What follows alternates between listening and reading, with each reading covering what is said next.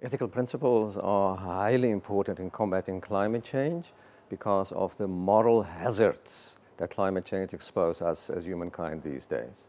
Moral hazards include harms, it includes an unequal world, it also includes different priorities in combating climate change, and ethical principles can help us to sort out these priorities and where to put our attention and our weight for our actions. It is difficult to single out any single principle, but I would put my emphasis on solidarity. We live in an unequal world, and solidarity helps us to understand that we share a common humanity and that we should strive to live dignified lives on a shared planet. Après l'adoption de l'accord de Paris en 2015, on a maintenant besoin d'un texte qui guide nos actions dans la mise en œuvre de l'accord de Paris. Et ceci non seulement pour les États, mais aussi pour vous, pour moi, pour les entreprises, pour l'ensemble des acteurs finalement, et à tous les niveaux. One might think that in respect to the climate change, we don't need any kind of ethical principles, but I do believe that ethical principles are necessary to combat climate change more effectively and in a more justified way. The reason is rather simple, because if you think that climate change as just purely scientific problems, all the important questions we can ask about climate change has to be answered either yes or no. But even when you do agree on this matter in a scientific way, you still have problems to tackle effectively these challenges. And for instance, when we do have a good empirical ground to expect a lot of harms will be done due to this climate change on the people and on environment, on many issues in the world, one might think that, of course, the obvious action to take is to prevent or at least reduce the consequences of these bad consequences of harmful consequences of climate change. Of course, then you may think, oh, this is intuitive. I mean, everybody will agree that the harmful effect should be prevented or reduced. Well, there are lots of situations where these moral principles are not that simple. For instance, you want to reduce the harmful effect of climate change within the boundary of your available resources. But unfortunately, our world is not perfect. So our world has a lot of other problems you have to pay attention to other than climate change. So you have to allocate certain resources, how much resources, in what way to combat climate change, while doing all the other interesting things to be done and all the other harmful effects to be prevented or reduced. And this is a problem of justice allocation. And this has to be done in such a way to satisfy all the moral principles. And you have to coordinate all these moral principles in combat climate change. Among all these moral principles, it's very difficult to designate one as the most important moral principles. But I think if you narrow down the context as our effective policy changes to tackle these issues of climate change, I do believe there is one very promising answer to that question, which is the justice is the most promising, most important moral principles we have to bear in mind in combat climate change.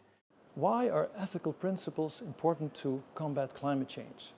That's because climate change is very complex. It has many causes, many consequences, and it's very difficult to link them. For example, you cannot say that that emission causes that flood. And there's also the factor of time, for example, because climate change is very slow. Because even if we stop emissions today, the next generations will still continue to suffer from the emissions that already took place. Because climate is not like a pan of boiling water that stops boiling when you turn off the gas. And so that's why ethics is very important, because it is a technique, a philosophical technique, that can help you to take a step back, to have a broader view of what the causes and the consequences are of the actions that you can undertake. For example, if you have a house or a factory or a neighborhood that is flooded every time, you could build a dike around it. That's what we used to do in the Netherlands. But when you do that, you send the water somewhere else, maybe to people who don't have the money to build a dike. So if you take into account the ethical principle that you should avoid harm as much as possible for everyone, then maybe you can invent other ideas, like we did in the Netherlands, because even though we have very little space, what we started doing is we started digging new branches next to the river, so that when there's more water, the water can flow through that extra branch. And we call that room for the rivers. I think this is a nice example of how ethics can be useful to deal with a very complex situation that is called climate change, because it enables you to take the step back that you need to have a good overview of the situation and to take the right decisions.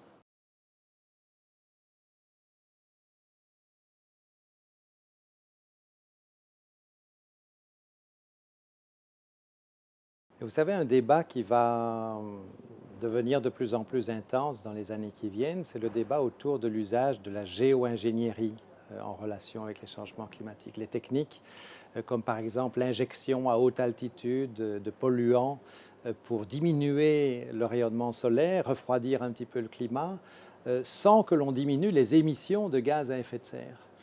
Mais ces techniques risquent d'avoir des conséquences graves, par exemple sur le fonctionnement de la mousson, qui est très importante pour des centaines de millions de personnes en Asie et ailleurs. Et donc, avoir un texte de référence sur l'éthique qui aide à réfléchir aux avantages et aux inconvénients de techniques comme celle-là dans le contexte des changements climatiques, ça peut être très important. Climate change is likely to affect the vulnerable communities, for example, the poor in rural communities. So, for example, when we carry out research without ethics, you are likely to ask questions that may put those people that you are researching upon at risk. And for example, you may be exposing them in a way that they do not want to be revealed, their names to be revealed. So I think as part of the ethics, this really should assist in trying to help in those difficult situations where, for example, a researcher does not know how far he can go in terms of asking those vulnerable groups in his or her research. Moi, en tant que citoyenne, un chef d'entreprise, un élu local, un chef de gouvernement, quand il prend des décisions, il a besoin d'avoir ces principes auxquels se référer pour savoir comment arbitrer finalement entre des intérêts, des exigences qui sont en permanence contradictoires. Justice, solidarité, coopération et les autres principes qui sont dans la déclaration sont là pour justement nous aider à prendre des décisions qui soient des décisions éthiques. On vit une période difficile pour la science est remise en cause, on voit fleurir des faits alternatifs et je pense qu'on a besoin aujourd'hui de réaffirmer l'importance de l'intégrité de la science et de bâtir des politiques climatiques sur une science intègre. I'm from South Korea, and we have this problem of yellow sand blowing from China and Mongolia every spring, which have a great havoc on the many people's health and also to other problems. Don't misunderstand me. I mean that this particular yellow sandstorm is not new phenomena. I mean we do have this yellow storm for many centuries in our history, and it has some beneficial effect if it's a natural one. But because this yellow sandstorm these days coming from this western part of the China and the Mongolia contains a lot of industrial micro the dust, which causes a lot of health problems and the social problems. But obviously, there's no boundary in the air. So we have to coordinate our actions, tackle these issues with China and all the other countries where they do also have this problem, maybe more seriously than Korea. And so I think the solidarity on recognizing the importance of problems and coordinate our action to fight against this yellow sand is really important among the East Asian countries. Hay muchas situaciones difíciles vinculadas al cambio climático que en donde es muy evidente que la aplicación de principios éticos pueden ayudar. Uno muy claro es simplemente que si no tomamos acciones para, por ejemplo, evitar que siga aumentando la temperatura, que se deshiele el polo y que aumenten los niveles del agua, es que muchas islas del Pacífico van a desaparecer inmediatamente. Y esto requiere de ¿qué? De una cosa muy sencilla, un principio ético muy sencillo que se llama la solidaridad. In this context, solidarity is really important because solidarity means you have to recognize, no matter whether you contribute how much, you contribute how you take how much benefit from this policy, you have to recognize we are all living in this one earth, and we cannot really forego the possibility of living in this wonderful place just for this kind of nitty-gritty calculation of benefit and cost. So we have to tackle these issues on the ground of solidarity, and we have to recognize we are all in the same boat.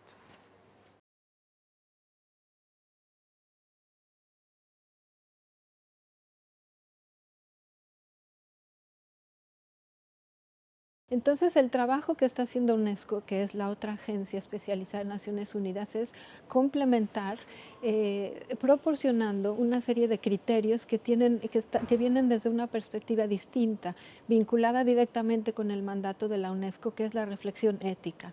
¿Y a qué nos referimos con esto? Que todas las decisiones políticas que se tienen que tomar tienen que estar basadas en dos cosas. Una, en el conocimiento científico, y la otra en valores, porque la ética no es otra cosa que valores. La ciencia puede dar una serie de información, puede pronosticar una serie de riesgos, pero y después hay que tomar una serie de decisiones de cómo contrarrestarlas, pero esas decisiones tienen que tener una base más allá de la ciencia, que es ¿qué es lo que realmente queremos lograr en función de cuáles son nuestras aspiraciones en términos de nuestros valores, en términos de la humanidad, hacia dónde queremos ir, a quién queremos dejar atrás, cómo vamos a hacer para no perjudicar a nadie, cómo vamos a hacer para cuidar a los más vulnerables, cómo tomamos la decisión más adecuada desde el punto de vista ético y social.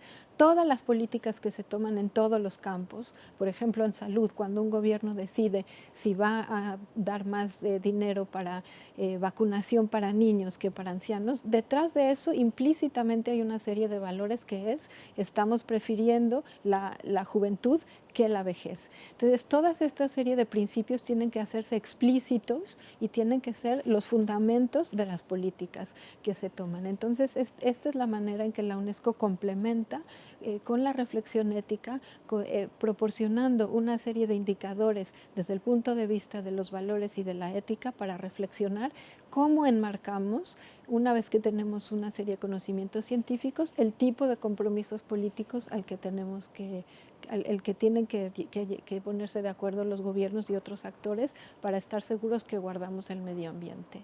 Los esfuerzos complementarios que se hacen a nivel de Naciones Unidas son justamente de poder proveer al mundo, a la humanidad, con un cuadro complementario, con un cuadro que implique tanto la dimensión política, la dimensión científica y, muy importantemente, la dimensión ética, la dimensión de los valores que van a ser los soportes o van a ser las bases que orienten y que guíen y que complementen y que acompañen la reflexión política y los compromisos y las acciones concretas.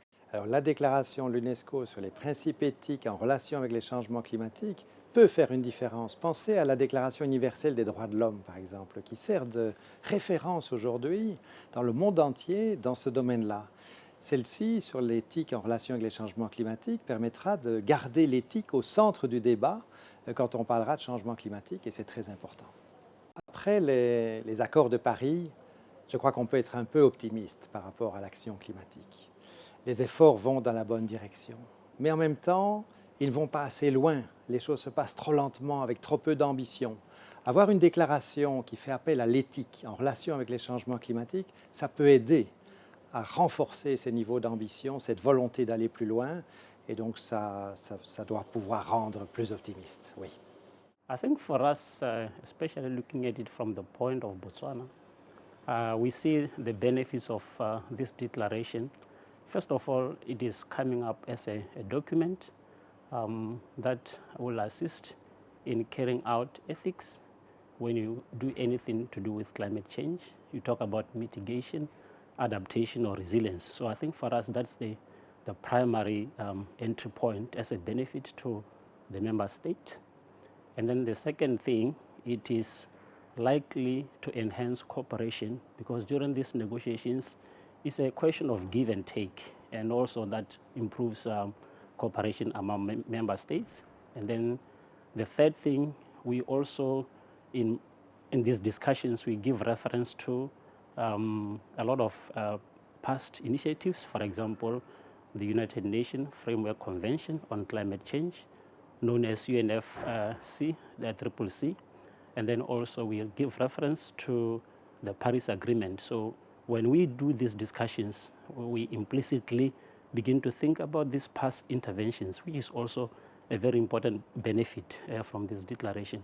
And then the last one, I think it makes sense to include UNESCO here, because I think this is the contribution of UNESCO in the climate change agenda.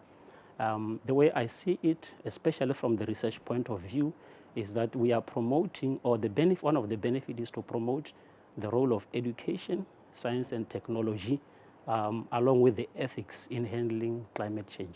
So for me, those are really the three benefits that are coming out of this declaration.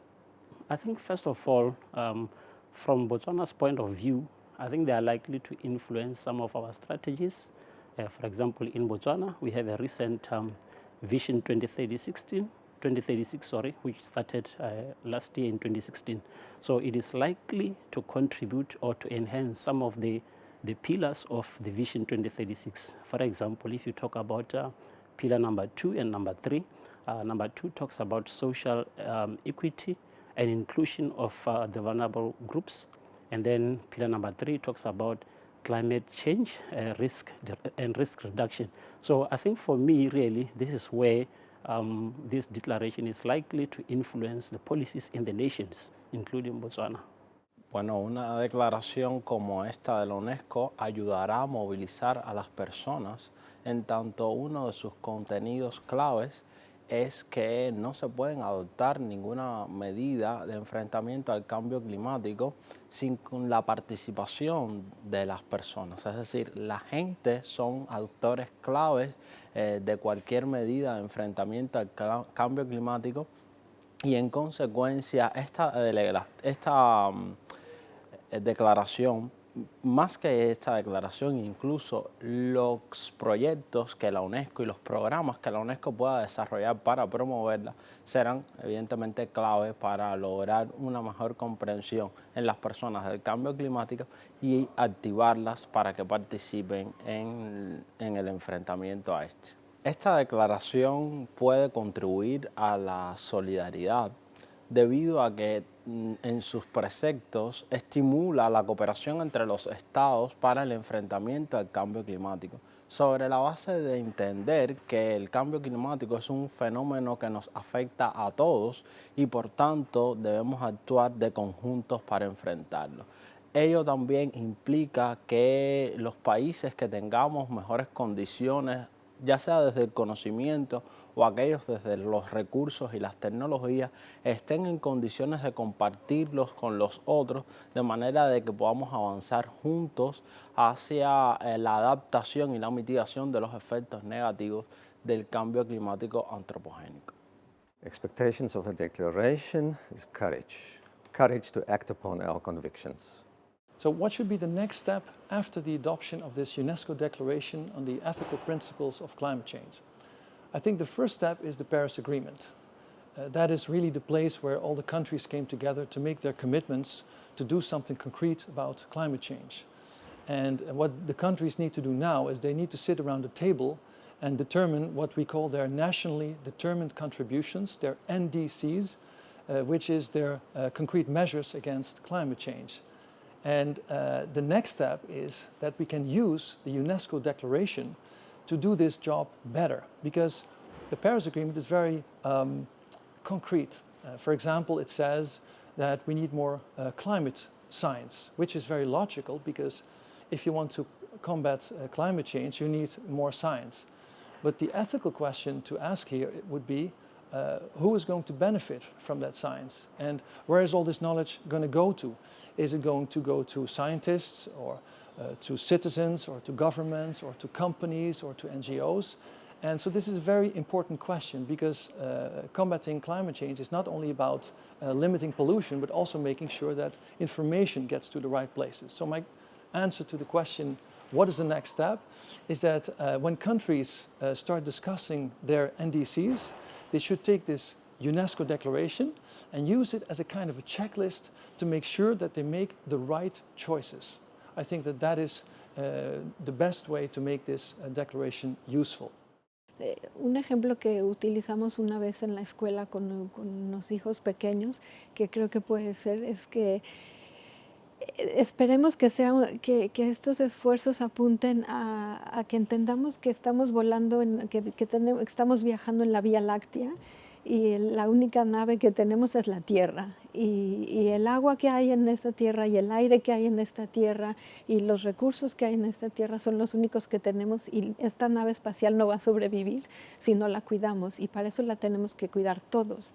Y entonces por eso tenemos que hacer esfuerzos que tomen en cuenta todos los aspectos, los científicos, los culturales, los éticos y los políticos para estar seguros que aseguramos la vida de nuestra nave y sobre todo la de todos nosotros, no solamente las personas, sino todos los ecosistemas que habitamos en esta nave.